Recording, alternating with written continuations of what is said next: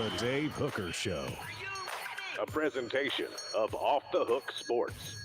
Objective insight, expertise, top guests. Available on YouTube, Apple, Spotify, and the Off the Hook Sports app. Download now for free. Also available on offthehooksports.com. I compute and obey. Now to Dave Hooker. Ready. Well, Tennessee's run into the College World Series and the college baseball postseason comes to an end. We have plenty to talk about, including a new Tennessee commitment. So the Vols added another one to the fold. We'll talk about Jordan Burns. How big of a deal is he? Pretty big deal. I'll go ahead and tell you and give you an idea where I think Tennessee recruiting goes next. Also, Alabama coach Nick Saban with Joel Klatt, who we really like, says that his team should have made the college football playoff because Vegas favored them over 3 of the 4 teams. What? Are we going to start using bookmakers to determine who makes the college football playoff? That should be really interesting. My question is Nick Saban desperate for that last title? And I'm leaning towards yes. Brad Crawford says Josh Heupel will receive a top 10 coaching merit after this year, but he's not in the top 10 right now. That sounds a little bit crazy, but I kind of get it. And Smoky Hot Takes, will Josh Heupel's offense ever be figured out? How are you, Caleb Calhoun, sir? I am good, Dave. Watched that game last night. Yep, Phil, sorry for Tennessee fans. We feel sorry for our boy Jaru. I bet he really wanted the extra weekend in Omaha just to chill. I mean, wouldn't you? Yeah, but I don't know for sure if the Department of Journalism was going to pay for that. I was actually going to step up to the plate and offer to pay for that. I don't know if it would have worked out with plane rides and all that stuff, but I was going to step up to the plate. But we don't have to tell him that, Caleb, because then that'll just hurt his feelings. He'll be like, "Oh man." Well, so Jaru's done it. You've done it. I'm the only one who's never traveled to cover games on a regular basis in any time of my journalistic career. I feel like they say as journalists you're not supposed to have rooting interest, but come on, Dave. Sometimes you have rooting interest because you want to go somewhere, don't you? Oh, I got rooting interest for Dave all day long. Yeah. I mean, it's not all about the teams I cover sometimes. It's all about Dave. And NCAA tournament's the greatest example. Yeah, I wanted Tennessee to win a lot of those games so I could go to the Final Four. You got that North Carolina game. What was that, 2000, where Tennessee should have beaten North Carolina? Yeah, Dave was all on board the Dave train. I was not ready to start the offseason. The offseason for me didn't include baseball because they weren't that significant. But the offseason for me was kind of over because you had recruiting tied into February. You didn't have an early signing period, but I was all for extending trips and Tennessee advancing in the NCAA tournament. So I bet it was. Go ahead. Was there ever a time you wanted Tennessee to lose and maybe not win the East in football because you just didn't feel like going to Atlanta that extra week to cover game? No, and I'll tell you why. To me, that's a very special game, which is why sometimes you'll probably wonder why I have a strong reaction when you say drop the championship games.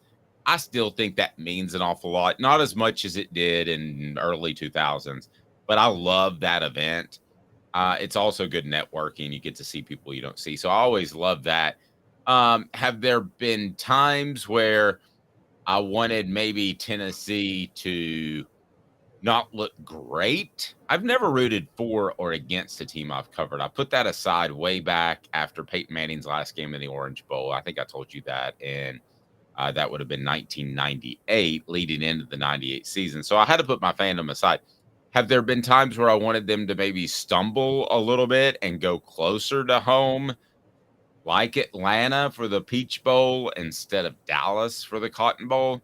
Yeah, but you learned really quick. You just got to kind of take them as they come. So I've definitely done that. But yeah, I was going to – don't even tell him. Don't even tell him I was going to surprise Drew and I was going to pick up the tab for him to stay there. Because that would stink, wouldn't it, if Tennessee advanced and the UT Department of Journalism says, "Come on home, come on Yeah, home." that would be awful. I couldn't imagine them doing that though. Kudos to Giroux, though. By the way, he said they'll probably lose to Skeens in the first game, and they were really never in that game. And then they will probably win the second game. He called this. I don't know if he said it with you while I was at. Yeah, he called both of those. Yeah. And then but the one thing he was wrong on is he thought Tennessee's bullpen would outlast a matchup with LSU and a potential rematch. And that didn't happen. A lot of reasons why Tennessee lost. So we asked today's tough question. Today's tough question is brought to you by our friends at Zen Sports. Today's tough question is now. Today's tough question. Take a side. Take a stand. The Dave Hooker Show, a presentation of offthehooksports.com. Today's tough question brought to you by Zen Sports, deals with Tennessee baseball. And the question I will ask you very simply is, Tennessee, was their season that culminated with a 5-0 loss to LSU a success, a failure, or something else? I will ask you that question, and go ahead and fill in the message board because we want to hear what you have to say. Zen Sports, the new sports book in Tennessee, revolutionizing the way you earn sports betting rewards. That means no more deposit bonuses that turn into deposit nightmares. On Zen Sports, what you see is what you get. And with their cash rewards program, you get a lot of cash. For a welcome bonus, earn an unlimited 5% cash back on your betting volume for your first 15 days when you sign with the code HOOKED. That's right. Unlimited 5% cash back. Keep betting, keep earning with up to 3% cash back on your betting volume every month after that. And refer friends to earn a percentage of their betting volume as cash rewards too. Zen Sports is bringing the cash back to Tennessee. So if you bet big on sports, you want to be betting on Zen Sports. Zen Sports betting just got better. So 5-0 lost LSU last night. Tennessee wins a game in the College World Series. And for all of the talk of last year's team, and they were so exciting, they didn't do that last year. They didn't make it to Omaha. So is this a success, a failure, or something else? And if you pick something else, I want you to fill in the blank. To me, I think this team was overrated from the get because they got a ton of pub. And I do think there are, unfortunately, some journalists that like to play the game a little bit and like to beef up a team that maybe the year before were kind of jerks. And Tennessee was jerks last year. I enjoyed it. I had no problem with it. Some of my favorite teams of all times were jerks. I was a Dallas Cowboys fan in the early 90s, so I don't mean jerks in a bad way. But I do think some people pumped up Tennessee a little bit in the beginning for whatever reason. And Tony Vitello said that. He said they had lost an awful lot, a lot of players. And I think making the College World Series, especially winning the game, had they just made it, I think is a huge, huge success. And I'm not over exaggerating, but Caleb, I'm curious what you think. Was this a success, failure, or something else? Today's tough question brought to you by Zen Sports. I don't think it's even a question. It's a success. I mean, Tennessee, how many they've made? Let's see, 1951, 1994, 2001, 2005, 2020. This is only their 6th College World Series in school history. And nobody thought they were getting there in the middle of this year. Nobody thought they were getting there. So they get there. It's by definition, I judge baseball seasons on championships and College World Series appearances. I think Tennessee has like 3 SEC championships, 6 College World Series appearances. Only one year does that cross over. So they only have 8 such seasons like this. Okay. So this is one of the 8 best seasons in school history by any metric you use. And that's a big success. They won their first This was their first College World Series win, not last night, the night before when they beat Stanford.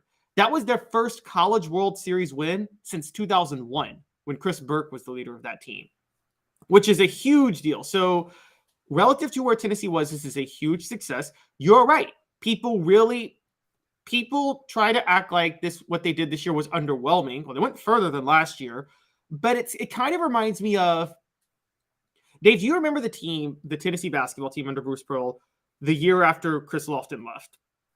And they had Tyler Smith, and they were picked to win the SEC. And they didn't win the SEC. And they were considered a disappointment. But in my mind, I thought everybody forgot. They lost Chris Lofton. They lost Juwan Smith. They lost some key, the most crucial production from that team the year before they lost.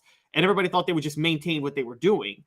And I feel like the same kind of thing was happening with the baseball team this year, despite the fact that they had to integrate guys into the roles pretty late into the year. So, yeah, I think it was a success. I don't think there's any question. No, I agree completely. And it was a success without having to be over the top. D says, big success. We have Billy Bob saying that he thought a trip to the College World Series is a success. So I tend to agree with that. I wondered if we might have a bit of a pushback from some people. So let's go ahead and look at the game. Tennessee's bats went dead. There were some mistakes made in the field, but for the most part, I thought this team is not great against left-handed pitching, and Tennessee just never kind of got on that roll. It's, the College World Series is set up. It is the absolutely most unique setup of anything that matters in sports. Would you agree with that? I mean, a double elimination tournament sounds like something you and I did in Little League, which I did. And I wish it could be set up another way. I know that it can't drag on forever, but I wish every matchup was a best of 3 series, like the first 2 rounds. I don't know how to fix that. Maybe you can't, but let's take a look at the game, because there are a lot of people who had a problem with the umpires last night. Now, I've read both. I've read where the umpires cost Tennessee the game, particularly at the plate, calling some outside low pitches. I thought for the most part they called it the same, and it's up to you to adjust. Caleb, what were your thoughts? That's my thoughts exactly. The umpires they had a very wide strike zone yesterday. I think we all agree on that. But I also think that if you're a championship team, you're going to run across different umpires throughout a season, and you're going to have to adjust. It's no different than basketball. You got to adjust to refs that call ticky-tack fouls versus refs that let you play. You got to be able to win on both fronts if you're a good basketball team. It's the same if you're a good baseball team. And you hit the nail on the head with Tennessee having an issue with left-handed pitchers. I mean, I've never heard of a team that is so short on quality right-handed hitters. But I mean, Tennessee is one of those teams. And I saw Russ Rucker tweet this out last night after the game, and he's right. The good news, if you're a Tennessee fan long-term, is that's actually one of the easiest fixes to make in baseball. It's the easiest personnel fix to make. Oh, I got to find more quality right-handed hitters, and I'm fine elsewhere. But yeah, that was an issue last night. And technically LSU had 1 error, but they scored 4 runs that they should not have scored because Tennessee made mistakes. You can't put that on the umpires. It was 5-0. And if it was 1-0, we might be having this conversation. It was a 5-0 game because Tennessee's defense gave up 4 runs that they shouldn't have given up. And they've had issues all year. Their biggest issue all year, they're 6th in the league in home runs, in the nation in home runs this year, in total home runs. They're a home run hitting team. They have trouble driving in runners without clearing the fence. And with the weather in Omaha the way it was, and the stadium the way it is, and the pitching the way it is, they were going to have to. The sabermetricians would hate this, but this is one time where it kind of flies against the nature of analytics. You were going to have to rely on more small ball to win. And Tennessee has a lot more trouble with that, of putting balls in play. And you saw that yesterday. No, and I know it would get frustrating for Tennessee fans, but if the bottom line is for the athletic department, if Tennessee did what they did this year, every year, without the bird flipping rounding second, making the College World Series, winning 1 game, if they did that every year for the next 10 years, and they didn't win 2 games, they never went any further, at the end of the day, what does it matter? It matters to football because you get your name out there. And I've said this before, the Lady Vols got Terry Fair. You have this commercial that you couldn't possibly afford about your athletic department that is out there. So at the end of the day, I hate that phrase. At the end of the day, you got a huge monstrous commercial for the University of Tennessee, didn't you? And you got it without the bird flipping. I'm sure Tony Vitello, if in 10 years he hasn't won a College World Series, he would be very disappointed in his career. But as Tennessee fan, you've got to be happy with what happened there because there could have been a dude watching that is in 8th grade, 9th grade. He's the best pitcher on his team, and he's going to be a great quarterback. He was watching that last night, and that may determine where he goes to school to play football. Yeah, that's a huge deal. And you're right, the bat flipping and bird flipping, it's good that they're getting rid of that to a degree because that wasn't just, for those who don't remember, the 2021-2022 Tennessee athletic season was a bit of an issue because before the bat flipping and bird flipping of baseball, there were the golf balls in football. and yeah. Fans were very, very defiant about those things. And I'm thinking, okay, this defiance is not going to help you long term. Well, that makes me think of something. You know what? I think I'm going to write a column later today on offthehooksports.com of kudos to Tony Vitello with doing it with some class because Tennessee had been marred by the golf balls and the mustard bottles in the Lane Kiffin game. And some of that happened last year. And was it the regionals or the supers that some fans did that with the baseball team? So kudos to Tony Vitello with doing it with class and showing he can do that. Can I take a second? Because Father's Day was on Sunday. Can I show off my new cup? Because Rad Dad. What do you think about that from my daughter? And also, if I may I go Uncle Dave's story time for a quick second? Okay, sure. So Uncle Dave goes to Gainesville in 2001. Perhaps you've heard of that year. There was a terrible tragedy that moved the Tennessee-Florida game to the end of the year. And I get a call. They send me for the first time ever to cover Tennessee, Florida, or any away game for that matter on a Monday before instead of covering the Vols back in Knoxville. Stupid idea made by a program director who didn't understand news at all. Nobody wanted to talk to me at Florida because they thought I was some sort of spy. It was a dumb idea. But my daughter got me the very same Kid Rock album, unbeknownst to her, that I went and picked up Monday night when my wife called me and said, "Hey, I'm pregnant." I was like, "How could you tell me that when I just got to Gainesville and I'm all by myself and I have to be here all week?" But that was the album. Yes, here it is. Kid Rock. Cocky. That's the very album that I bought that night. And nobody knew that. And it was kind of wild. A little wild. It's just Uncle Dave's story. Was it? It's funny. There was also a bottle of Maker's Mark involved that barely saw the next day. It was a combination of nerves and happiness and all that good stuff. So it was a lot going on, but I figured I would share that really quickly, just not to get off topic. And I am a very good right-handed batter if anybody needs me. I think I have some eligibility left. How does that work? Does my clock start when I enroll in class, or does my clock start when I practice? Oh, that's a good, I don't know. Ed Orgeron should know that rule because he tried to take a bunch of guys to Southern California with him after he signed them at Tennessee. I mean, if anybody was going to tell kids to not go to class, it'd be Ed Orgeron.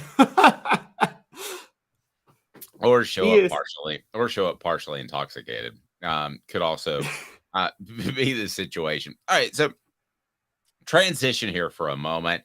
And you brought this up yesterday, and we were going to get to it. And I did not have the opportunity to get to it because I was still recovering from Bonnaroo. And you can tell my voice is doing that as well. But this kind of blew me away, if I may. What the H? What the? What was he thinking? Release the hounds. The Dave Hooker Show, Keep cool. a presentation of offthehooksports.com. So I find it difficult to go from day to day without getting nitpicked on something on social media. And if I were you, other than for offthehooksports.com, I would probably just stay off social media. But we do disseminate a lot of our stuff. That's not an option. But Caleb, I do know when you and I retire, or I hand this off to you, or whatever we do, I'm never getting on social media again. Because Peyton Manning was criticized for drinking a Bud Light. I thought that this had died. I thought that this was no big deal. But what the H? You included that in there. So he's drinking a Bud Light at the College World Series. And so if you drink a Bud Light now, you're supposed to be what, woke, I guess? Is that what it is? Yes. Can somebody, is good gravy. Caleb, why was this a deal, and why did this become a thing on social media? Let's be honest, they all have exclusive beer sponsorships. It might have been Bud Light, and that's it. I don't know. But Peyton Manning, woke. Peyton Manning, I'm not even sure what woke means, but if it's something progressive, then I would think that Peyton Manning is the furthest from being woke of anybody in the world, because he is old school. For right or wrong, he's not trying to make a statement by drinking a Bud Light. Whatever that statement would be, I'm totally ignorant, Caleb. Please help me on the matter. So this, if you check out Message Board Genius's Twitter, which is where I found this, they show what different message boards are saying at different times. And there was a picture of Peyton Manning drinking a Bud Light at Saturday's game. And somebody commented, "What a woke POS." And then you saw a bunch of people on Twitter going, "It's true, Peyton Manning's drinking a Bud Light." So this all... Hey, can I take a timeout? What does woke mean? Okay, nobody can define it. Okay, here's the original. I'm going to give the friendly. There's two types of woke, if we're going to talk, because this word is getting so overused in the world now. It's just driving me insane. Woke initially started as it was an innocent word, a phrase to mean like awareness to social injustice, which on a broad sense, I think we're all okay with something like that. You know what I mean? It sounds like a positive coming out of the box, doesn't it? Yes. Now, what it turned into was kind of, there was a group that would be in this crew called woke that maybe were a little too authoritarian. Actually, very too. The ones that are saying, "You're not referring to me by my proper pronoun, so you're a bigot." That type of woke, you know what I mean? Or that took it way too far. That, you know what I mean? That was like, you're not using the proper words for this. You made me laugh on the message board. Go ahead. Sorry. So there's the woke, which is still awareness of social injustice, but then it kind of devolved because of a lot of people that were policing every word you say and try to cancel you if you said anything wrong, and just went way too far with it. And that's what woke kind of devolved into. So now there's become a backlash to woke based on those people. Now, this all kind of came to a head with Bud Light. They put I'm not going to get the pronoun right. I don't want to say, but they put somebody who I believe is either non-binary or trans in one of their commercials. Okay. No, it was on the side of a can. I do know that much. Yeah, on the side of a can. So people got upset and decided they didn't want to drink Bud Light anymore because that was kind of annoying to them. Fine. That's totally fine. You don't want to drink Bud Light because you don't like that? I got no issue with that. Okay. But now it's gone from what they criticized about wokeism. They're doing the same thing with anti-wokeism because, okay, you don't want to drink Bud Light, fine, but are you really going to cancel Peyton Manning because he doesn't want to drink Bud Light? Or because he wants to drink Bud Light? And listen, I've been a big beer drinker, and it used to. I thought it was funny when people would argue between Miller Lite and Bud Light, because I mean, there's not a monstrous difference. It's like Verizon y'all, and AT&T. yeah, and so just I mean, but is anybody turning down a beer? I guarantee it was handed to him too, a free beer. I mean, he's not going up to the beer stand and standing in line at a Tennessee athletics event at the College World Series where he could get recognized by 15,000 people.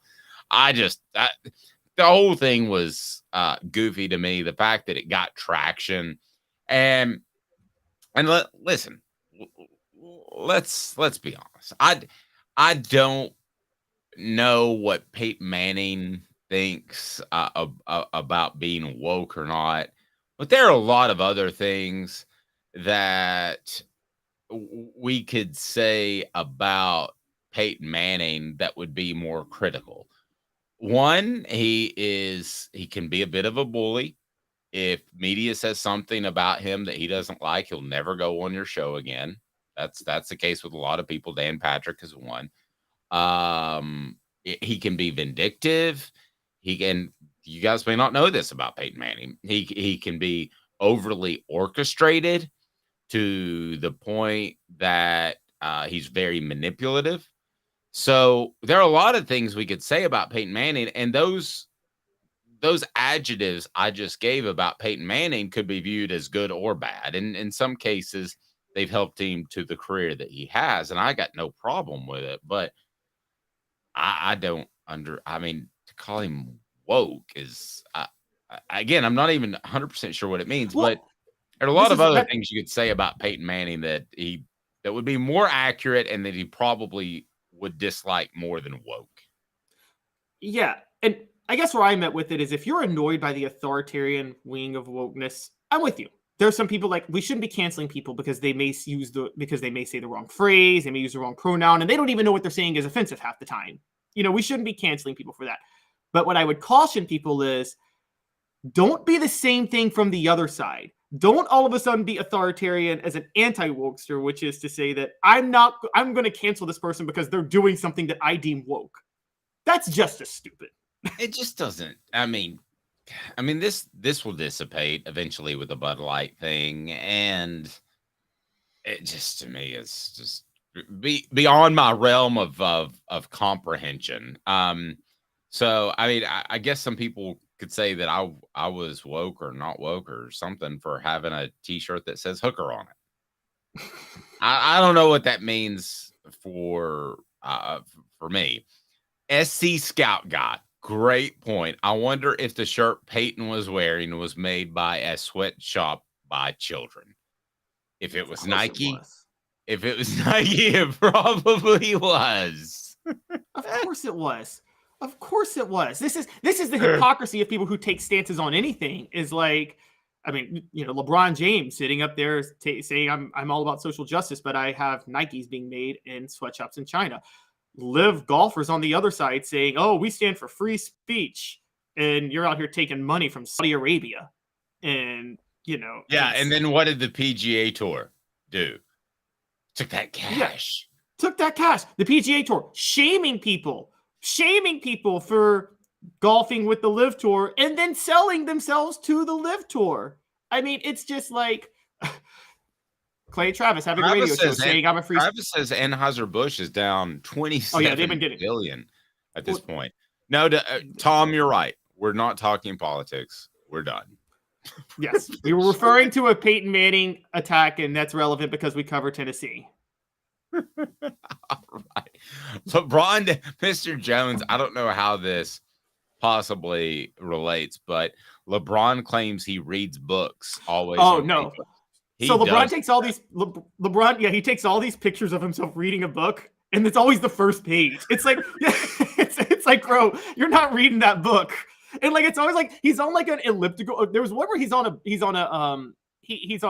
bicycle and he's like riding and he's reading, and it's like, bro, you're not reading when you're riding on a bicycle. Come on, I can't do that. I know you can't.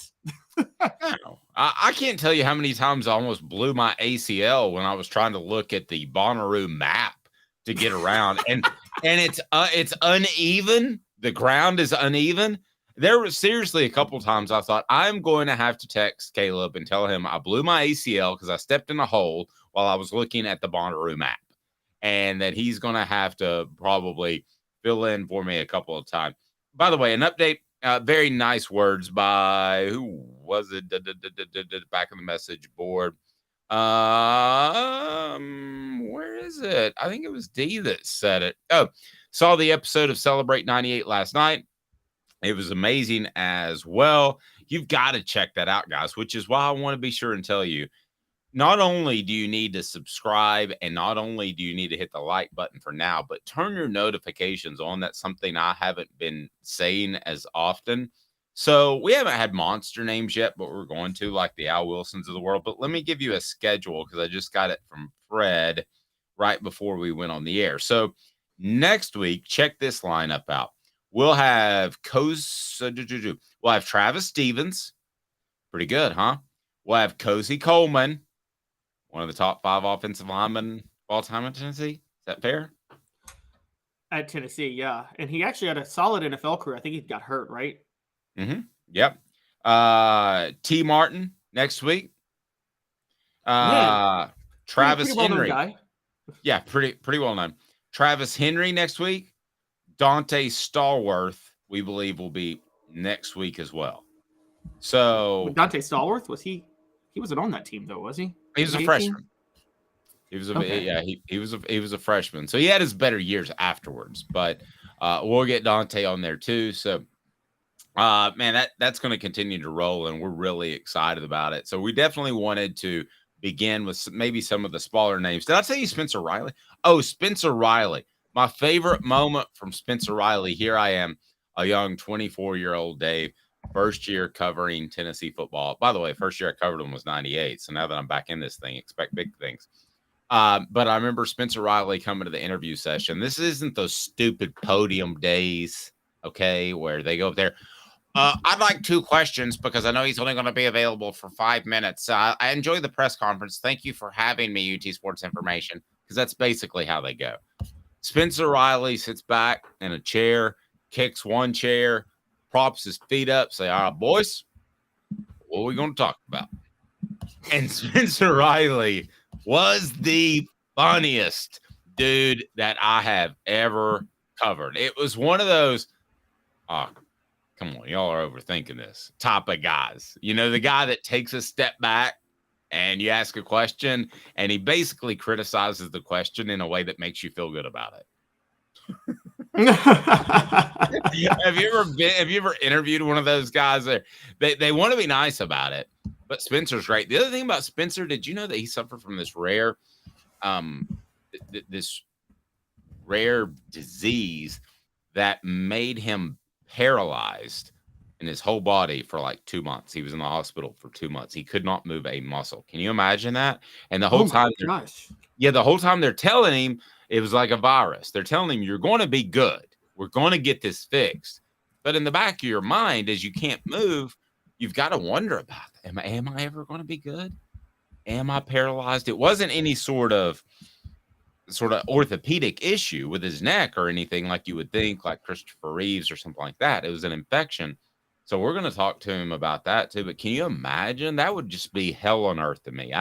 That's the one thing I would never want to be, is a quadriplegic. I mean, a lot of bad things in the world, but I don't know about you, but I've always had this great innate fear about that. So all kinds of great stuff to talk about. And we'll do that on the Celebrate 98 series, where I was supposed to be on vacation next week, but suddenly that's looking like a maybe not going to happen.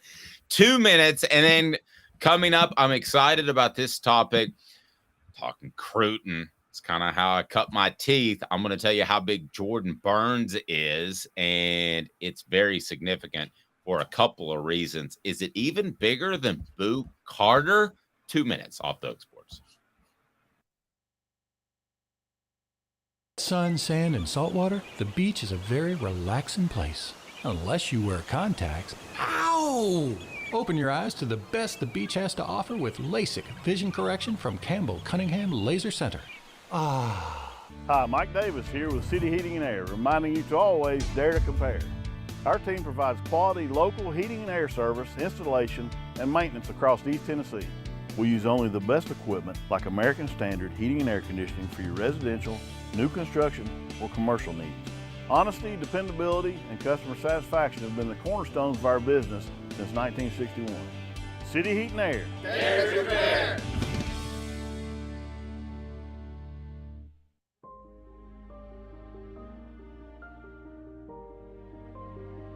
Our family has been creating one-of-a-kind pieces of jewelry in West Knoxville since 1986. Each piece is a combination of unique processes that bring your idea to life. Every day in our shop, a truly special item with a story all its own is being manufactured in our facility, bringing the history and family sentiment into a whole new generation of life. We are grateful that you chose us to be Knoxville's best jeweler, a title that we value and respect. Because to me, being a jeweler and owning a jewelry store are not the same thing. I'm Rick Terry. I'm a jeweler, and we want to be your jeweler. Kingston Pike and Campbell Station Road in the heart of Farragut, and downtown on Gay Street right next to the Tennessee Theater. When you want a hard cider that's easy to enjoy, one that's crafted to perfection, you need Tennessee Cider Company. Some say it's the signature cider of the South. Others say it's the cure to your craving. They all say you'll savor every sip. With a selection of ciders free to sample, all it takes is one taste. Visit tncidercompany.com for more information, as well as to shop our ciders and merchandise online. Thirsty yet? Doors open at 10 a.m. You're listening to The Dave Hooker Show, a presentation of OffTheHookSports.com. The internet is full of pictures of each and every one of you. Available on YouTube, Apple, Spotify, and the Off the Hook Sports app. Download now for free. Is there nothing you people can't do? Also available on OffTheHookSports.com. Cruton. Talking Tennessee football recruiting portions of the program brought to you by City Heating and Air Conditioning, cityheatandair.com. For over 50 years, City Heating and Air Conditioning has provided East Tennesseans with honest, dependable heating and cooling service. Honest and dependable. 50 years in service in East Tennessee. Integrity matters. You might not need a whole new unit. You just might need a new part. Or how about this? You just might need some coolant there. They'll take care of you. They're not going to roll in and say, hey, why don't you buy a $18,000 unit? And unless you really, really need it. So let's talk some Cruton as the Vols suddenly on a run. It's one of the things I always enjoyed about recruiting. You could be dead in the water, and then bingo, bango, a big weekend happens, and you're picking up cats. So we know about Boo Carter on Saturday. I was out of town, so great job, Caleb Giroux and Caleb Calhoun and all the guys staying on top of that. And you now have Jordan Burns. So let's talk some Cruton, not only what Tennessee has now, but what they need as well. So what did you make, before I give you a breakdown of Jordan Burns and tell you what I have heard about Jordan Burns, but what did you make of Jordan Burns and the commitment as he chooses the University of Tennessee yesterday publicly? I got two thoughts in my head. The first is it's great news for Tennessee. They need help at linebacker. They got a linebacker. They need to, as you've talked about, win some of those recruiting battles in Georgia. They won one in Georgia for an Atlanta area kid. And then also coming on the heels of Boo Carter, momentum starting to pick up in June. Those are all good signs. Tennessee's back to number 11, I think, in the 247 Sports Composite. Fourth in the SEC. By the way, SEC is kind of getting like, there's actually competition from other conferences this year in the SEC in recruiting so far. But the drawback to me is that I do take into account who his top schools were. And it seems like he was down to Tennessee, Arkansas, and Vanderbilt. And my thing is... So our rankings on Off the Hook Sports are anywhere, somewhere, nowhere. So he's a somewhere kid, right? I think he's a somewhere kid. Now, he's listed as a 4-star on 247 Composite. I think he's closer to a 3-star. because if he were truly a 4-star, I think Georgia would want him enough where he would be considering Georgia and not Arkansas and Vanderbilt. That's fair. The composite, he's a 4-star. 247 Sports has him as a 3-star. I think it's more significant than that for a couple of different reasons. I can't hammer this home enough. The fact that you're in Atlanta, is this a guy that Tennessee's ahead of the curve on with Georgia? Could Georgia come calling later? Certainly. But I do like the fact, too, that Tennessee is getting a guy who's probably the best athlete on his team, which is what I was told. And they were 8-3 in 4A, and he played linebacker and running back. Who does that remind you of? Guys that played defense as well. We just talked about the Celebrate 98 series. Basically, every linebacker they had played running back primarily, but also played defense. So I really like the Jordan Burns pickup. I think it's significant being in the Atlanta area, and that leads us to 4 Downs. 4 Downs is right now, and it's brought to you by Andy Mason, realestate.com, as we talk some recruiting. 4 Downs. 4 questions. 4 answers. The Dave Hooker Show. 4 Downs. A presentation of offthehooksports.com. I really think that I'm going to surprise Caleb with some of my answers here. So I'm looking forward to this.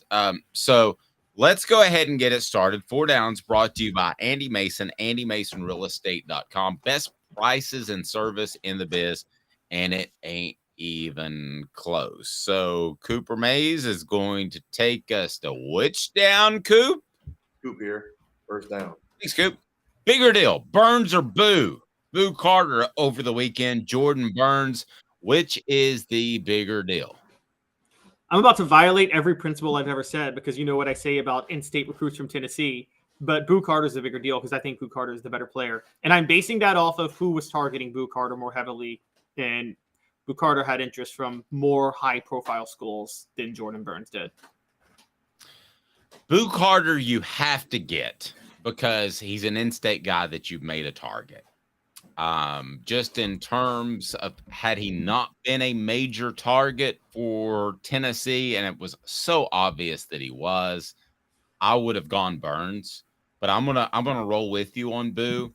But you could make a strong argument that Jordan Burns at Pace Academy is a bigger pickup because it starts to get you into the Atlanta area. Let's not forget that before Tennessee got the #1 class in 95, I believe it was, largely because of in-state guys, and then got a highly rated class in 96. I mean, they picked up stragglers along the way, like a Jordan Burns, a guy that perhaps wasn't Georgia's cup of tea, but they had Drunken Ray Golf.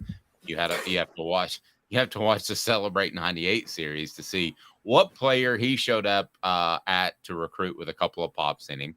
So, but they had Drunken Ray Golf, but still, I'm going to go with Boo Carter. So I'm going to agree with you on that. What down is it now, Coop? Cooper Mays here.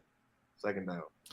Most important commit overall so far is, just to give you a quick rundown, Jake Merklinger would be the highest rated prospect at this point, followed by Jonathan Eccles of IMG Academy, Caleb Beasley, followed by Peyton Lewis, and then you get to Boo Carter. So that would be your top 5. So I would think you would pick somewhere in there. But you can go anywhere you want to. What's the top commitment for Tennessee so far in terms of both a player who can play and long-term success? Easily Jonathan Eccles to me. I would say Merklinger, but I don't think he's going to stay at Tennessee because I don't see him ever beating out Nico. So it's Jonathan Eccles so far. I mean, the guy was a borderline 5-star edge rusher. I mean, we're talking maybe some Derek Barnett potential, that type of edge rusher at Tennessee when he comes. Yeah, and man, I hate to agree with you on every single one, but I think that Eccles, for a number of different reasons, is the biggest one. Where things could go south with Eccles is he's made it very clear he wants to play tight end and doesn't want to be an edge rusher. Dude, get over it. Do a Google search on Leonard Little playing linebacker instead of defensive end. Okay. Do a search on flip side, actually, Jason Witten playing tight end instead of defensive end. You got to trust your coaches. It's kind of like when you go into grad school, you don't tell the guy, no, I'm going to do this, that, and you're wrong. And that Pythagorean theorem is exactly wrong. I'm going to go in a different direction. You're an edge rusher. You need to be an edge rusher. So that's the only reason that I might go back and forth on that. By the way, AndyMasonRealEstate.com, AndyMasonRealEstate.com, best service, best prices in the biz. He's who I'm about to call for my next real estate transaction. You will love Andy Mason, AndyMasonRealEstate.com, best service prices in the biz, over 40 years of experience in the East Tennessee market. He brings you 4 downs. Third down. Cooper Mays here. Second down. Oh, that's second down. Tennessee center Cooper Mays here. Third down. Thank you, man. Don't make that mistake again, Coop. I'm not tolerating stuff like that. All right, so third down, most likely to play early among all of these players that, and I mentioned the top 5 or so, but you can pick from any list that you would like to, or you can go anywhere on the list. Most likely to play early. What are your thoughts? By the way, Tennessee now has 11. Tennessee has 13 commitments, and they're 11th in the nation. So most likely to play early is. Can't believe I'm saying this, but it's actually Boo Carter, funny enough. And the reason I say Boo Carter is Tennessee's going to have more immediate needs in the secondary next year, and that's where they're probably going to put Boo Carter. And Eccles, there's still some depth at edge rusher, and based on what you're saying, he's going to fight playing it. So they might Jason Witten him, where they put him at tight end for like a few months and then move him over to edge rusher because they need to. Merklinger is obviously not playing. Caleb Beasley's overrated to me. And Peyton Lewis as a running back is going to be a little bit buried in the depth chart. So it's Boo Carter. I think Peyton Lewis will be a little bit buried on the depth chart, but they'll find ways to use him. So, but I will actually take Caleb Beasley. I don't think he's as overrated. He's going to step in and play cornerback, which is debatable over whether or not that's one of the easiest positions to learn, but he'll have some insight from Jacob Beasley, who's currently with the program. And I think that he'll be really close, being in Nashville, to Tennessee's football program. So he'll know more coming in than the average freshman. What down is it now, Coop? All SEC center Cooper Mays here. Fourth down. There we go. All right, fourth down. What do the Vols need ASAP? What do they need in this class to really, really get someone's attention? They need about 5 more offensive linemen. I mean, they need to be loading up on the offensive line. They're very short there, as we've talked about. They're a little thin there. They can't keep relying on the transfer portal. They need offensive linemen after offensive linemen. They need at least 4 fringe 5-star offensive linemen soon. Rocky Top Tom says 2 massive offensive tackles. Agree. Oh, yeah, I'm with Rocky Top Tom. He's right. That's what they need. They need to really work on the trenches right now. I think they're going to be okay on the defensive line. They have some depth there, and Rodney Garner, you can always trust to scout talent. They need offensive line talent immediately. And I mean immediately. There's real concerns about their depth at offensive line beyond this year. Agreed. And those guys, not only do they need that, I'm going to throw a qualifier, they need the midterm cats, which is not as unusual as it used to be. So I think that Tennessee needs the midterm guys that can try to get somewhat ready. You're not going to be ready as a freshman most of the time to play in the SEC. But a note on our message board that Marcus Easley was leaning towards Tennessee He is scheduled to announce on July 8th, I believe. That's the type of guy you need. 6'5", maybe 6'6". He's out at Illinois, but he's 335 pounds. There seems to be this notion that you can develop offensive linemen. You can, but you can't develop 6'5", 6'6", 335 pounds. So, Cooper Mays is a great example. He comes in, he's a little undersized, and he turns into a just great football player. But you're running a risk if you continue to do that. Travis had a question. Yes, go ahead. I'm actually on your side with that. And I want to know what you've covered recruiting. And Jeremy Pruitt was big on this, funny enough, to his credit. I feel like when I look at offensive linemen, I actually look at their size more than their star rating. I think their size actually matters more. And Wisconsin and Iowa churn out more offensive linemen in the NFL than anybody, and none of them are 4 or 5 stars. I feel like the star rating is probably most inaccurate of offensive linemen of any position in recruiting. No, and I think it's the toughest to evaluate. I also think that the star rating will depend largely on their feet and their footwork. But if you get a guy that's 6'5", 335 pounds, and he has any ambition to be a great football player, you can slide him in the guard.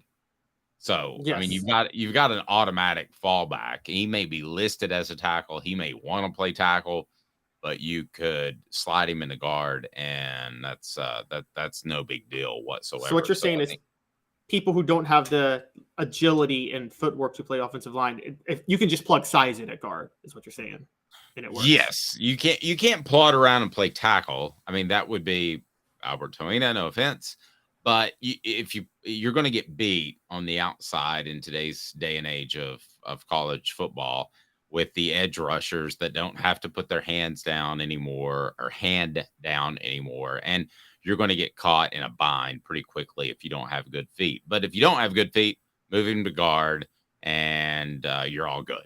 And as long as you want to play and you have some natural strength and physical ability, you can probably be just fine with that. I'm going to reset today's tough question because we're going to talk a little bit of Nick Saban and today's tough question. Wanted to get to Travis. You said Travis had a question. You wanted to get to I'm sorry. Travis did have a question. Travis was, I think, surprised that you said Beasley was overrated. Why do you think Beasley is overrated?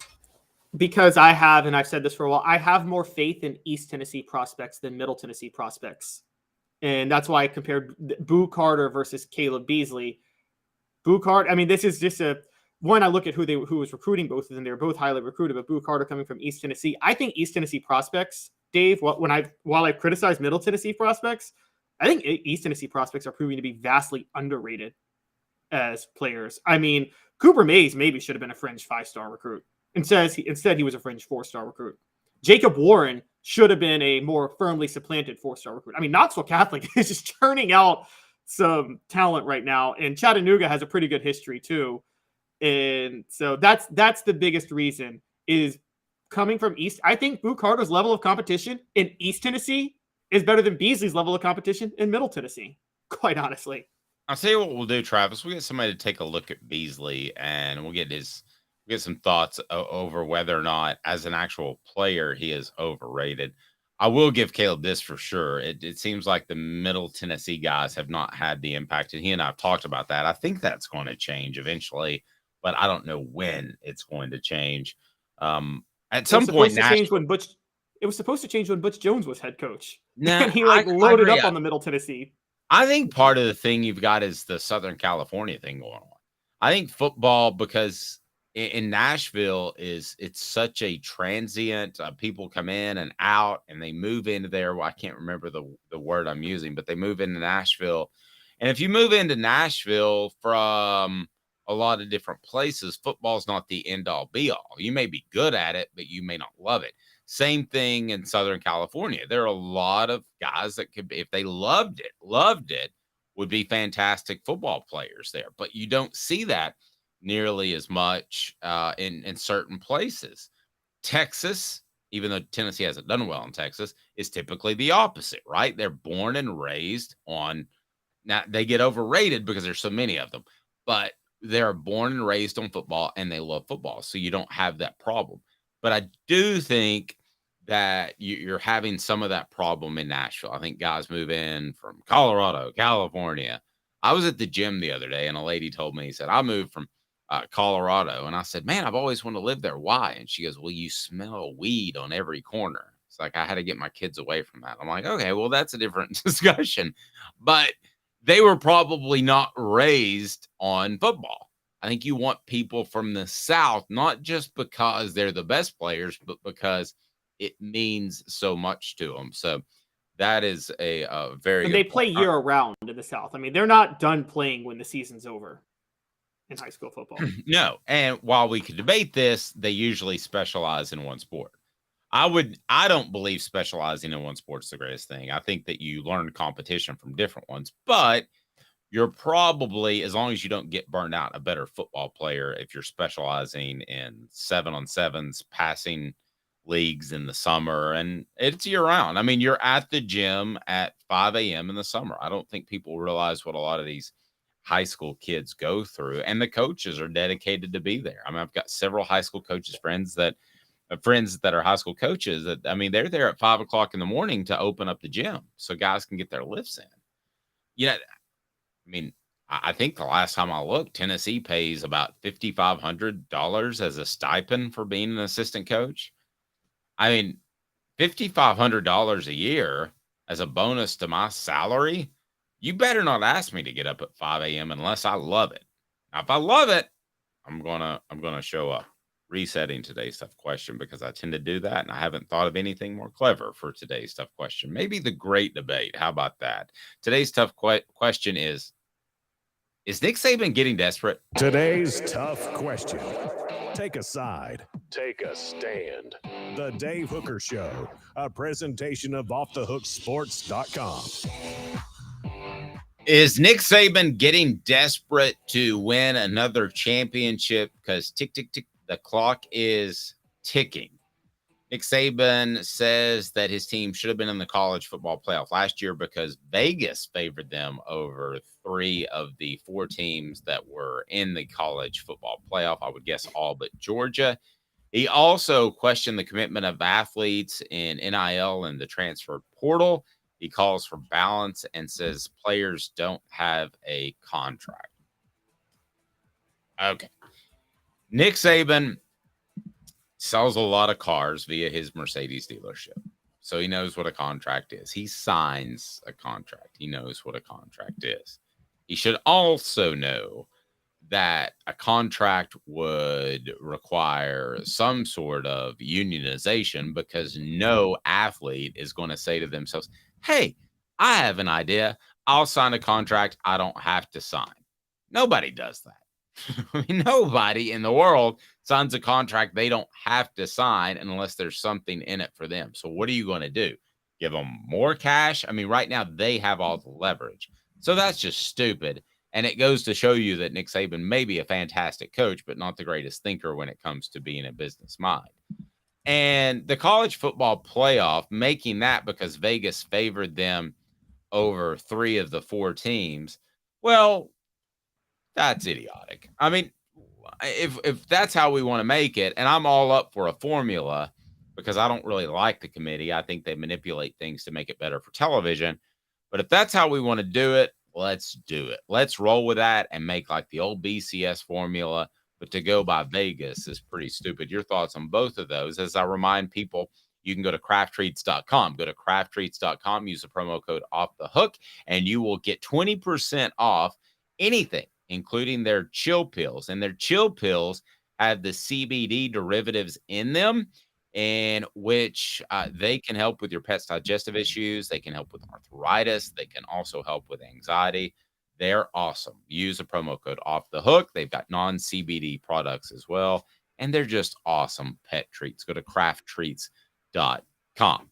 Caleb, Vegas determining who makes the college football playoff and contracts for athletes. Take the floor, sir, because both of those sound really stupid to me. Yeah, I don't know which one's dumber. I'm trying to think in my head which one is dumber. Okay, let's take the tough question is which is dumber. So let's take the Vegas one. Okay. You don't rank the best teams based on Vegas, or actually, you don't even do the top 4 based on who you think would win. Let me give you an example, Dave. What if Alabama lost to Auburn in the last game of last year, which they wouldn't have? Let's say Auburn upset them, and they were now 9-3 instead of 10-2. I still would have Vegas still would have favored them over TCU and maybe even Ohio State in the college football playoff, and I would have picked them over TCU and Ohio State. Does that mean they should have gotten in with 3 losses over TCU and Ohio State? No, this is so absolutely ridiculous. And it's, look, 2 weeks ago we had a debate, and I actually was okay with, I actually was a fan of Nick Saban taking certain stances that he took. I defend him when I defend him. I criticize him when I criticize him. Both of these things are baseless. Now, for the contract thing, complaining about players not having contracts. One, you're right. You bring up the union. I'm going to bring up something else. Nick Saban was, in 2004, signed a 5-year extension with LSU on his contract. Did you know he broke it the year later to go to Miami? Then he signed a 5-year deal with Miami. Did you know he broke that after 2 years to go to Alabama? I bet you the contracts he wants for players aren't going to be as easily brokeable. Exactly. I don't think brokeable is a word. Or breakable. And you know what? Here's what'll really... This is what's so insane about what he's saying. It's such an unfair, he breaks contracts and say, well, I have a buyout in my contract. Yeah, like the other schools aren't paying the buyouts. Like when you break your contract with LSU, the Dolphins didn't pay that buyout. Or like Alabama didn't pay that buyout when you broke your contract with Miami. Like, come on. Okay. I agree with all that. I mean, can you imagine if I called Caleb Giroux and I said, hey, everything's going great. You're doing a phenomenal job of covering recruiting, and we appreciate that. But I want you to sign this contract, and in that contract says that you have no flexibility to ever leave, and I'm not going to give you anything else for it. I mean, that's the idea. I mean, because there's no set NIL cash. There's no slated like the NFL where you get this, so you sign a contract. Why would you sign a contract that says I get $1,000 a month in my NIL deal and I will not transfer? Well, what if another deal comes up? What if you turn into a superstar and they say you can get $1 million? You say, no, I've signed my contract. Also, Travis brings up, I thought was a really good point. Saban showed how desperate he's become last year when he started pandering on why Saban should be ranked ahead of us. So that leads us back to the question, is Nick Saban desperate? Yes. Yes. And I think it would be heck on earth if he coached 5 more years, which is doable, and didn't win a championship. I think if he knew that right now, he would say that is absolutely horrible. So use whatever you want to. I'm using the word desperate. I think he wants to win 1 more championship if he coaches 3 to 5 more years. And if he doesn't, he's going to look at that as a failure because he's hard on himself. Doesn't mean his career's a failure, but the ending of it will have been a failure. Largely because he hasn't won a legitimate championship in 6 years, because we all know that COVID championship shouldn't count, that 2020 season. And that was his last championship. And I'm with you. I want to add, by the way, with NIL, he once again threw we got to create more balance in college football, which I hate when coaches of big-time institutions say that. Nick Saban, should Alabama get the same opportunities as UAB? Like, is that what we're saying here? I mean, you want to create balance in college football? You act like there was balance before NIL. No, you're just mad that the balance of power may be tipped against you with this one little thing. I mean, should we say, I made a joke the other day. I've said for a while, you know what I've talked about this. LSU has an unfair advantage with the amount of talent in their area. Should we put in a law that says only a certain amount of Louisiana kids can go to LSU every year to create balance? I mean, I could see somebody bringing up that stupid of an idea, to be honest with you. It wouldn't surprise me. Gary says Bama was favored against Tennessee and LSU last year and lost. So why did they even play the game, according to Nick Saban? Or why even put it on the field? Listen, I'm all for a formula. And you may hate the formula idea. I know I've talked to John Adams about this, and he hates the formula idea. But I'm all for a formula that makes it cut and dry. But they don't want that because you could predict it the day before the selection Tuesdays that they have with the college football playoff committee shows. You could predict it before, you could figure out the formula. And that's what happened with the BCS. So they're not going to do that. They don't want to do that because they want a television show. I mean, basically they threw together Friends or Seinfeld, and it's on every Tuesday during football season. It gets ratings. They sell advertising. I will never people talking about the games that weekend. I will never forget John Ward talking to one of our broadcasting classes. And he said, it's really just about the games. Do you know why they do a pregame and postgame? Oh, well, it's to talk about the game coming up and talk about the game after. He goes, no, it's for advertising. That's exactly what that show is, that college football playoff committee show. It's not about getting excited about the college football playoff. It's about advertising, Caleb. That's what it is. Yeah, and it is about advertising, but it also helps increase interest in the sport themselves. I will say that. Like, Nick Saban is so hypocritical with Vegas because about 10 years ago, one of his lash outs at the media was they were playing, I think, Western Kentucky, and all the Alabama media was like, Alabama should blow them out. And he got really mad at the media. He's like, you guys are at fault for us having a bad practice today because you keep propping up our players and not giving the other team the respect. So why do we play the game? I'm like, because the reason you're getting paid $8 million, part of that is because of the analysis and the coverage and the writing and all of the stuff that adds to the entertainment value of what you do. And now all of a sudden, you don't want that you want to care about that prognostication when it comes to Vegas. I'm with you. 2 minutes, Josh Heupel's offense. Will it ever be figured out? We discuss, and I'm going to tell you the one thing coming up that could undermine Josh Heupel's offense. But when I say Josh Heupel's offense, I'm referring to Lincoln Riley's offense. I'm referring to a lot of different offenses that are variations of tempo and spread. 2 minutes, and I'll tell you the one thing you don't want to see happen if you're a Tennessee fan, a Southern California fan, even a TCU fan. 2 minutes. Hang tight. Family has been creating jewelry since 1986. Each piece unique, with a story all its own. I'm Rick Terry with Rick Terry Jewelry Designs. I'm a jeweler, and I want to be your jeweler. We're grateful that you chose us to be Knoxville's best jeweler. My family and staff look forward to serving you. So please come see us. Kingston Pike and Campbell Station Road in the heart of Farragut, and downtown on Gay Street, right next to the Tennessee Theater. Hi, Mike Davis here with City Heating and Air, reminding you to always dare to compare. Our team provides quality local heating and air service, installation, and maintenance across East Tennessee. We use only the best equipment like American Standard heating and air conditioning for your residential, new construction, or commercial needs. Honesty, dependability, and customer satisfaction have been the cornerstones of our business since 1961. City Heat and Air. Dare to compare. With all that sun, sand, and salt water, the beach is a very relaxing place. Unless you wear contacts. Ow!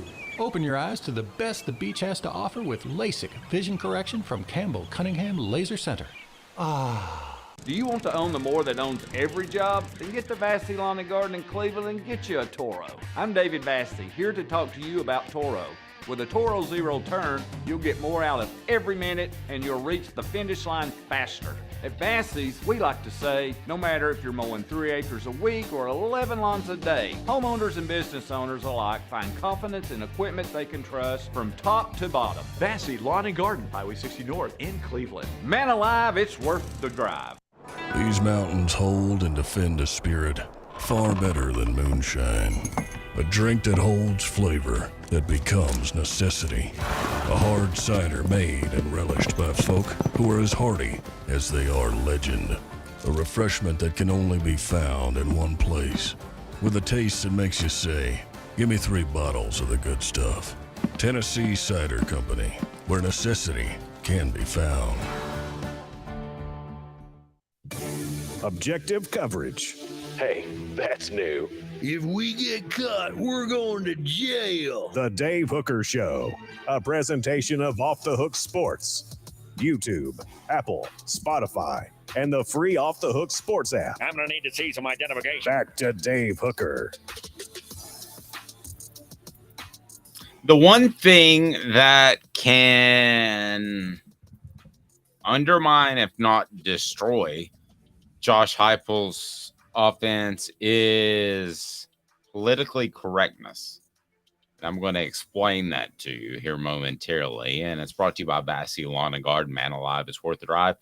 Bassey Lawn and Garden has the industrial and commercial mowers where you will want to get from Nashville, Knoxville, or Chattanooga to get to Cleveland, Tennessee, because their buying power will save you thousands or tens of thousands of dollars. The one thing that can destroy the type of offenses that we're seeing are an up-tempo offense. Obviously, I don't want this to ever happen because I enjoy these offenses, and I'm not to the point of being a football purist where I have to see the I formation and run it between the tackles every down. I'm not against that. I would like for some team to do that to see if it would work. The same way I'd like for the NBA to drop it down in the post like Kevin McHale style. And we almost saw Tennessee do that. They just didn't have the outside shooting in basketball. But the one thing would be, I think, politically correctness in that if there were some sort of tragedy to happen in which a player is going at such a high speed, and we will hear about this in August, Caleb. We will. A player in high school or college will pass away from heat exhaustion. It's happened at different schools. It tends to happen every year. But if people were to get on board that and say you need to slow the game down because you're asking too much of the human body, I think you can train the human body to do a lot of things. I don't think it's within one's nature to bench press 300 pounds. I don't think that's necessarily smart, good for your joints, but I've done it. So you can train the human body to do a lot of things. I'm not saying I agree with it if that were to ever come about, but that's the only thing I could see possibly undermining these types of offense that we're seeing now.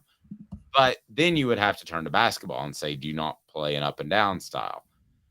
But you've had deaths in basketball too. The other thing I think is the RPO rules where you're allowed to block downfield on a passing play, which technically you're not supposed to be able to do. That's not how football was developed. You're supposed to send a clear signal whether or not it's a running play or a passing play. But those are the only two things that I could see possibly sidetracking these up-tempo offenses. I don't think it's going to happen.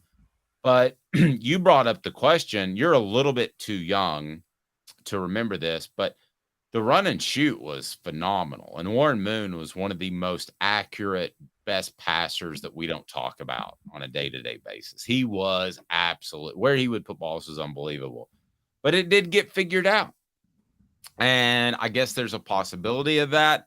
I don't see that right now with the up-tempo offenses. And I tend to agree with Tom. It's a sissification of society. And I don't want to see that. But that's because I gave it a lot of thought because we were actually going to this topic yesterday. And I gave it a whole lot of thought last night and this morning. And that's really the only thing I could think of because college football would have to change the RPO rules where you can get linemen downfield on a passing play. And that would just be stupid because it's working and everybody enjoys it. Caleb, do you have anything as far as figured out? Yeah, I got a way to figure it out. Funny enough, without maybe you shouldn't say it because I feel certain that Nick Saban's watching as we speak. Well, I don't know if Nick Saban will be able to do this in time, but so for context, guys, if you go to 247 Sports by Brad Crawford, we're doing this segment because he named Josh Heupel, predicted that Josh Heupel would be a top 10 coach by next year, and I think you and I agree he's already top 10, probably as of right now. Top 10 in the nation, if not top 10, then knocking on the door at 14 at the lowest if we really wanted to do a list. Yeah, exactly. And so last year's Georgia game, there were two things that happened that hurt Tennessee. Georgia's defensive backs were so good that they could hang with Tennessee down the field one-on-one. and the rain slowed them down. So when I realized the rain slowed them down, here's what I realized. Coaches should, or do you remember, you probably remember this, Dave, 1990, when Steve Spurrier took out the artificial turf for Florida and put in natural grass because he realized that was more conducive to the offense he was running? Yes. And yeah, that was common throughout where people would change their grass structure. Let the grass grow a little bit on your football field. Let the grass grow a little bit on your football field. That'll slow down some of the speed that the receivers have on the outside. And then people will put all their effort into recruiting elite athletes at cornerback to be able to hang with the receivers. I think that's how you figure out this offense. Put down a grass that's not as conducive to speed. Our high school used to turn the heat up for basketball games because our rival liked to play up tempo, and we were a slow basketball team. We were a half court team. So basically what you're saying is the same thing. But I don't know that you could, everybody's playing slower there. And yeah, if I'm taking, let's say, Jalen Hyatt last year, he may be a little bit slower out of his breaks, but the defensive backs are slower out of their breaks too. So typically I think a muddy field actually helps the receivers. And I think it would be the same thing for a grass field, wouldn't it? I don't know. Okay, so if you remember the Peyton Manning Colts years, Marvin Harrison and Reggie Wayne were very finesse receivers and speed receivers. And the reason they would lose to New England in the winter is New England would purposely not clear off the field during these snowstorms. And that always favored Ty Law and Asante Samuel, who were guarding Marvin Harrison and Reggie Wayne at the time. I mean, they just shut them down and they couldn't get off bump and run coverage. I think maybe you're right that it favors the receivers because the defensive backs have to backpedal, but I think it favors defensive backs who like to play. If you like to play a physical bump and run, I think a muddy field favors the defensive backs at that point because you knock a receiver off the route, then there comes an issue. And by the time they may get back on that right route, the quarterback may be sacked. And I mean, so timing doesn't matter in Heupel's offense as it does in other offenses, but it does matter. I mean, timing, you can't undersell the importance of that. Timing matters, but it seems like the reads on the safeties that they're oftentimes bare. So I don't think it matters as much as, let's say, a West Coast offense. Is that fair to say? I mean, if your timing's off in a West Coast offense, it's a long day at the office. And I would rather be proactive. I'd rather be the receiver making that cut to put the safety in a bad position or the cornerback in a bad position to be reactive and have to wait and then see what he's going to do. Also, specifically with the Georgia game last year, I think Georgia was a better football team. I think the things leading up to that were also not great for Tennessee. They had gotten the number 1 ranking. There was a lot of reason for Georgia to focus on practice and Monday, Tuesday, Wednesday. That's where I think that pre-hype stuff factors in. I don't think they were going to overlook Tennessee. And I think the crowd was insulted by a lot of people, including former Tennessee quarterback Eric Ainge, who said it wasn't a tough place to play. Well, he was right 15 years ago. It wasn't an incredibly tough place to play. I mean, they've changed that place so much. It is a tough place to play right now. So to me, I don't think the long grass would necessarily do it, as devious and as mean as that is. People are saying on the message board, and let's also point out they should have started Brew McCoy and Ramel Keaton. Cedric Tillman shouldn't have started that game. He wasn't fast enough to get past those Georgia defensive backs because of his injury. No, that's true. And I'll add this too. The reason I'm not as concerned, and I'm not going to sit here and pretend to tell you that I watched all of Southern California's games last year, or I watched more of TCU, but I will say this. I think the fact that Josh Heupel is dedicated to running the football could overcome a lot of these things. And the reason Josh Heupel's offense may be figured out, but I'm going to go ahead and tell you right now, because of a point you made up months ago, Caleb, Josh Heupel's not going to be figured out. He adjusted his approach from his Oklahoma days. So if Josh Heupel I mean, it's late in the year now. We're looking at the end of June. But if Josh Heupel looked down and he said, that I formation, it's coming back. And they've made rule changes where it's going to be run the football, control the clock. I know he's a former quarterback. I know he likes probably being called an offensive guru. Caleb, I don't think he would hesitate for a second to shift gears and do something that he's not completely comfortable with if he thought it gave him the best chance to win. The same thing with Philip Fulmer. I go back to that James Banks game at Georgia. I thought it was one of the best games he ever coached.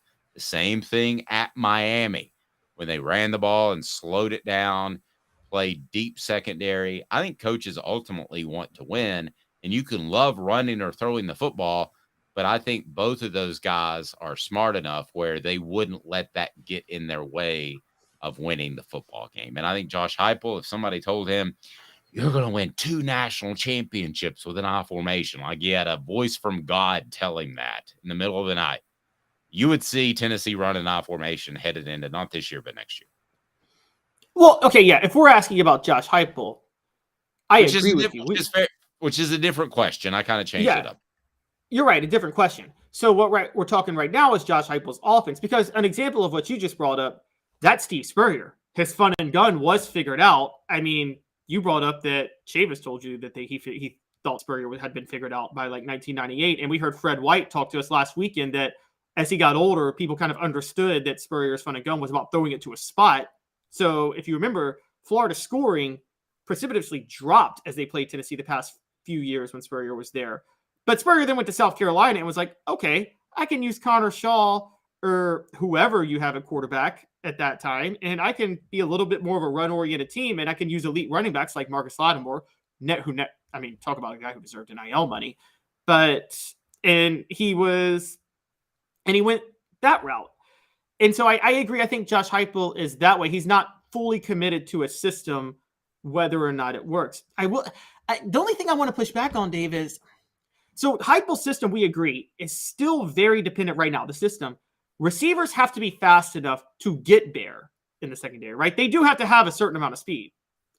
Okay. And don't you think that Georgia, you're right, was the better football team because they have cornerbacks that can match that speed? I just think teams are going to start recruiting more heavily for cornerbacks. And maybe they might start putting their best, the old adage that players play cornerbacks because they can't catch. And maybe you might have to start putting your fastest players at cornerback so they can hang with these guys down the field. And that might be how you switch it. And I also want to ask you. But you're still the reactive guy. On defense, in the secondary, you're reactive. And I'd rather be the active guy as opposed to the reactive guy. I think you're more likely to get slowed that way. As more people run this offense, more high schools and middle schools will start coaching guys to be reactive a little bit better. So you'll see adjustments at the cornerback position where maybe you'll and then in 10 years, we'll have a golden age of elite cornerbacks. Look at Tennessee. We talk about how bad Tennessee secondary was last year, but the year before they churned out a 2nd-round draft pick in Alontae Taylor. I don't think Alontae Taylor is a 2nd-round draft pick if he's not going up against Josh Heupel's offense every day in practice, which made him so much better. That's true. I think that this offense has come up from high school instead of vice versa. I think this offense has evolved. I mean, I've got a buddy who's an offensive coordinator at a big school in Knoxville, and he was running some similar things literally 20 years ago. Caleb, I know that sounds crazy, but I think a lot of this stuff gets kind of figured out at the high school level where the stakes aren't as high, and then it moves up. The grand exception is Hal Mumme, who he coached his goofy offense, and every school in Kentucky still to this day runs it. Why? I don't know. But I don't see it getting figured out. I understand what you're saying about the long grass. To me, that helps the players more on offense. Do you not agree that the rain helped Georgia last year more than Tennessee?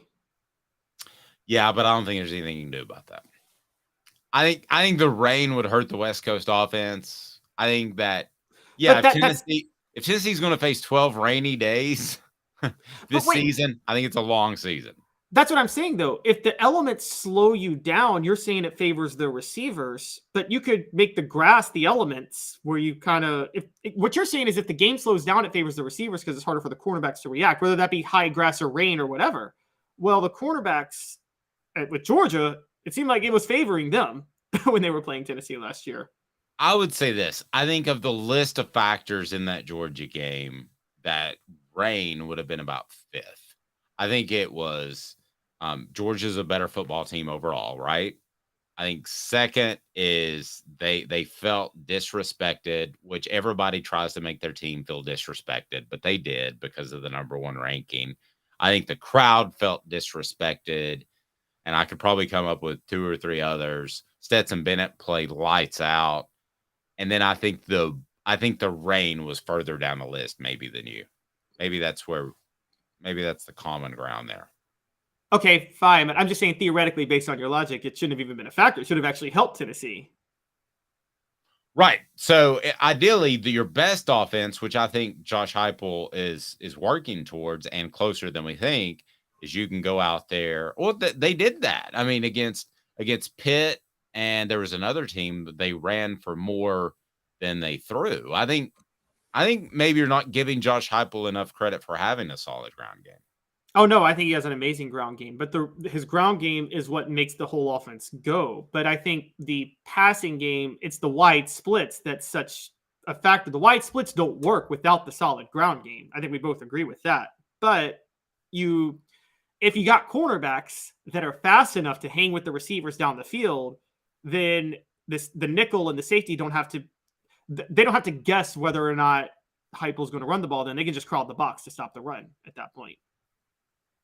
Very true. But if you got a guy like Jalen Hyatt or Tillman or even Ramel Keaton, who I'm not as high on as most people, but if you have those guys, then you burn them over the top. I would think that would be your answer. Be sure and like and subscribe. If you haven't done that to this point, do it. And take 1 second. Do me a favor.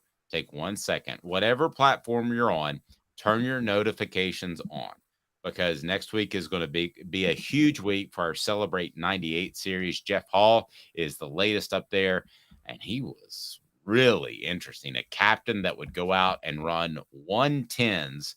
Have you ever run 110s, Caleb? Nope. Not fun. You run a 110 yards as fast as you can. You have a 30-second break, and then you do it again. And then you have a 30-second break, and you do it again. And you do 10 110s. That's your summer workout. How fun does that sound, Caleb? That sounds horrible. That sounds absolutely terrible. I don't and want the to do idea, it. And the fact that a kicker has to do that. Well, he wanted to be a part of the team. It was super cool. He's the coolest kicker I've ever interviewed. No offense, Britton and Dustin Colquitt, who I like very much. All I remember is Bobby Boucher's first day practice. The water boy, Coach Klein is like, special teams, go farmer friend, do some laps. And kicker's like, that was not a curse word. Should I share what kicker actually got into a traffic accident in a apartment parking lot and bumped into a young lady with their car, and then somehow turned that into let's not call the cops, and instead I'll just spend the night at your place? Should I share who that is? Was it the same? Was it a kicker who got suspended for I'm not answering another traffic incident? Have a fantastic day. But I know that one from the girl's perspective, not the guy's perspective. Shared that with Philip Fulmer. How the hell do you all find this stuff out? Have a fantastic day, everyone. He's Caleb Calhoun.